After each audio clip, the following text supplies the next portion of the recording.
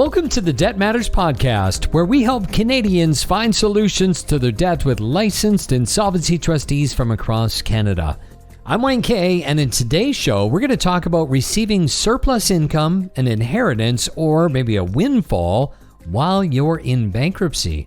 What happens? What happens if all of a sudden you file your bankruptcy and then the next week you end up getting a promotion? What is surplus income? What happens if you win the lottery or you get an inheritance? What are your options if life changes during the bankruptcy? To tell us about this and a lot more, I've got Julie Drane from Allen Marshall and Associates, licensed insolvency trustee with offices across the country. Julie is joining me from Victoria, British Columbia today. Hi there, Julie. Hi, Wayne. Welcome back to the show.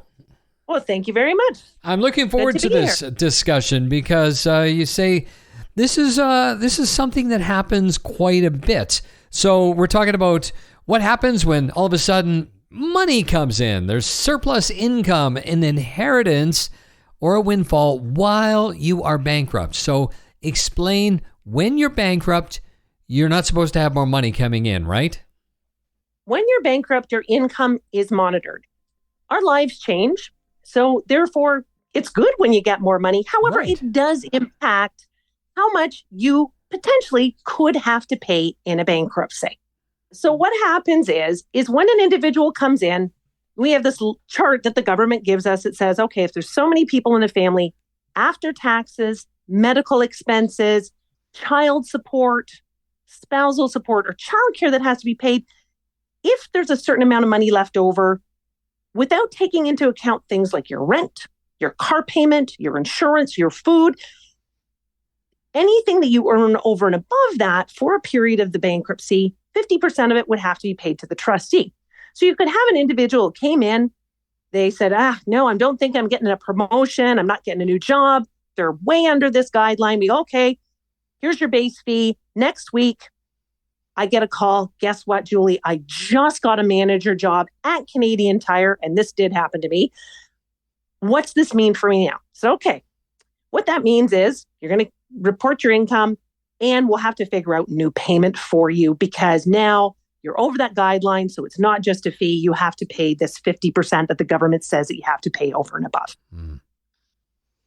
Okay, and this does happen, obviously. It does happen, yeah.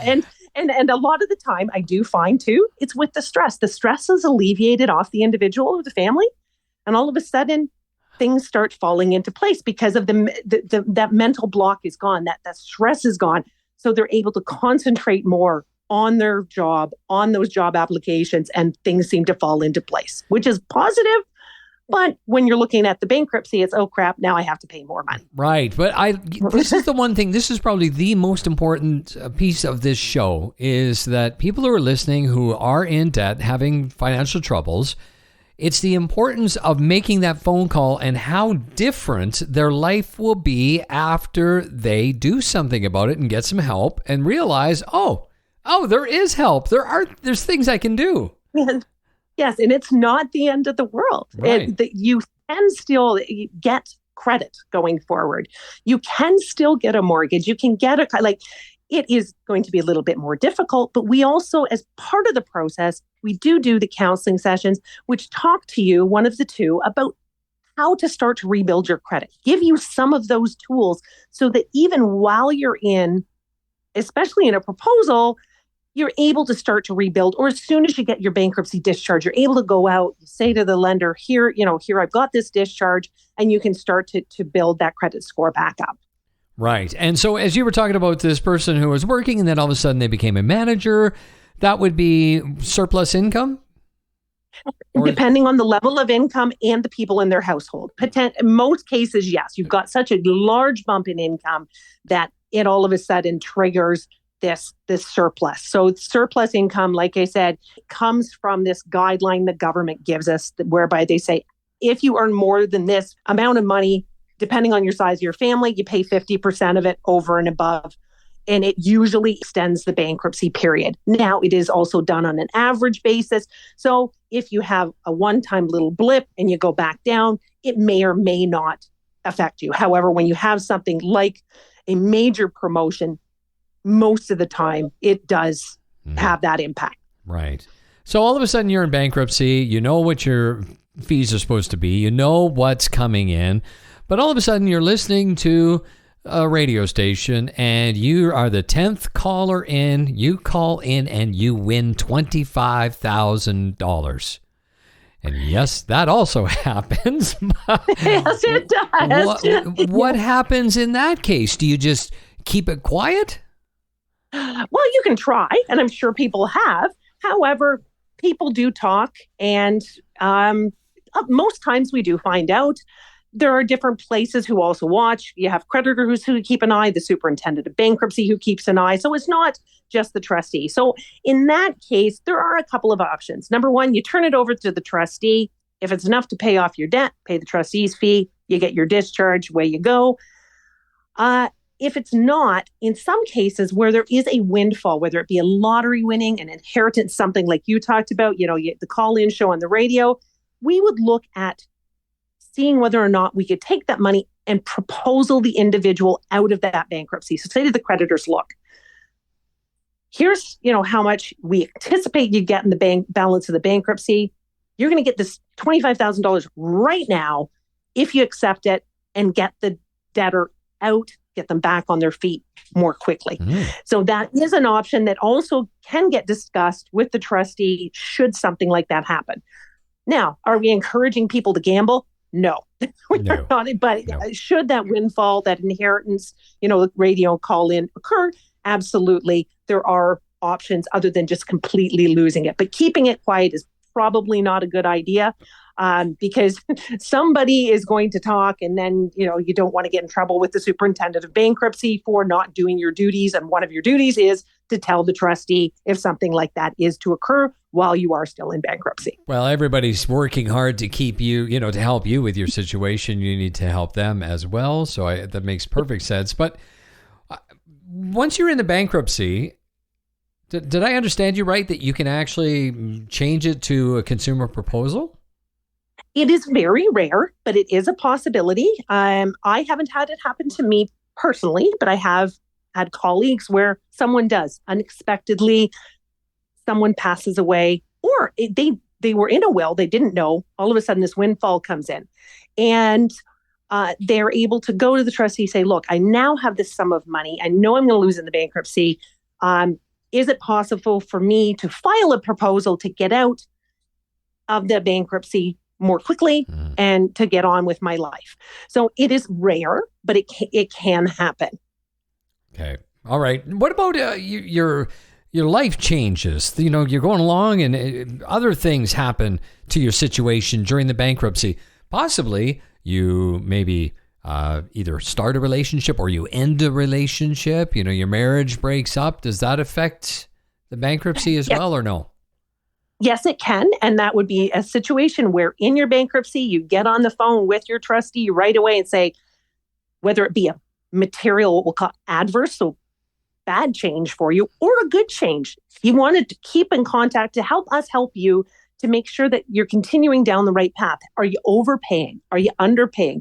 Does it make sense to look at a proposal or another option to get you out of the bankruptcy more quickly? So communicate with your trustee to make sure that we can help you. Help us help you. I guess that's the best way to put it. It's been used in movies forever. It's got to be a great line. Yeah. Right? What more can absolutely. you say? Yeah, let me help not you. much. Yes, absolutely. Okay, what about other options? Let's say you were in a consumer proposal and all of a sudden you end up getting the inheritance or you get the surplus income. Does that change anything? We don't monitor for surplus income in a proposal. So you get more money, great. You pay off your proposal sooner if you want to. If you have a change where your income has gone down, there's been a material adverse change in your proposal, again, contact your trustee, see whether or not, don't struggle along, see whether or not there could be an amendment done to the proposal. So that's, again, help us help you. If you win the lottery, get an inheritance, you decide to sell your home, you've got this big chunk of change in your pocket, you're not obligated to pay off the proposal. However, we usually encourage it because if you can get rid of that payment, and once the proposal payments are done, the proposal only reports to your bureau for 3 more years. So pay it off. You keep whatever's left over that wasn't required to pay off the proposal, and your credit report can clean up more quickly. So it is encouraged, but it's not required in a lot of cases. Now, if there's a clause in the proposal that says you have to do that, that's different. But if it's something that's just out of the blue, you won them some money, somebody gave you a scratch ticket, and you won money, you sold your house, you got a great raise at work or bonus, it doesn't impact the proposal amount offered, but you could use that money to pay the proposal off more quickly. Hope that answers your question. It does. It does, definitely does. Yeah, it helps. And when you were talking about, getting to your credit rating being restored after, 3 years after, let's talk a little bit about that. So during the bankruptcy, what is your, the credit score is like 100 or something out of like 900? Or what? What does that look like? That, unfortunately, I am not an expert on credit scores. I can tell you what the rating is. So during the period of a bankruptcy or a consumer proposal, it reports as an R9, which is the worst rating that you can get on the debt that is included.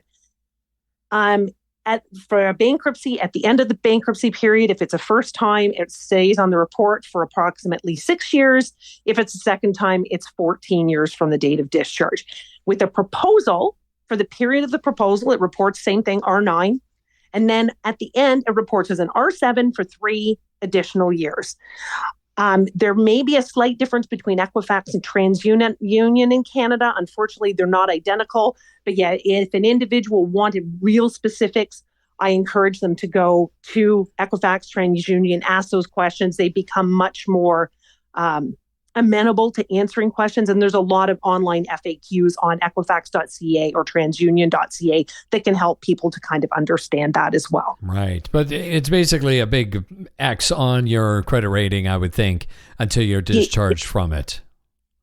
From the bankruptcy, yes. With the proposal, there's a lot of people who will go and apply within 12 to 24 months for a secured credit card, a small furniture loan, something like that. They are going to be high interest. You want to pay them on time, but that can, while one is still in a proposal, start to help that individual to start to rebuild their credit. Right on. Okay. Yeah. Anything else we need to know about this income receiving windfalls while you're in a bankruptcy? No, I think that pretty much covers the highlights. Like I've said before, everybody's different. So these are very generic comments. And if you want to know something more specific to your individual situation, give us a ring and we'd be more than happy to speak with you with regards to your individual situation. I think it's great. Julie, thank you so much for being on the show and all the great information today. Thank you very much for having me, Wayne. Well, my guest today, Julie Drane. You can learn more or schedule a free consultation with Alan Marshall and Associates, licensed insolvency trustee, by going to the website wecanhelp.ca. And that first one is absolutely free, by the way, so you may be able to get a lot of great information from them. wecanhelp.ca. And that is it for today's Debt Matters podcast. Just make sure you subscribe wherever you get your favorite podcasts from. And of course, for more information, you can always check out debtmatters.ca. Thanks for listening.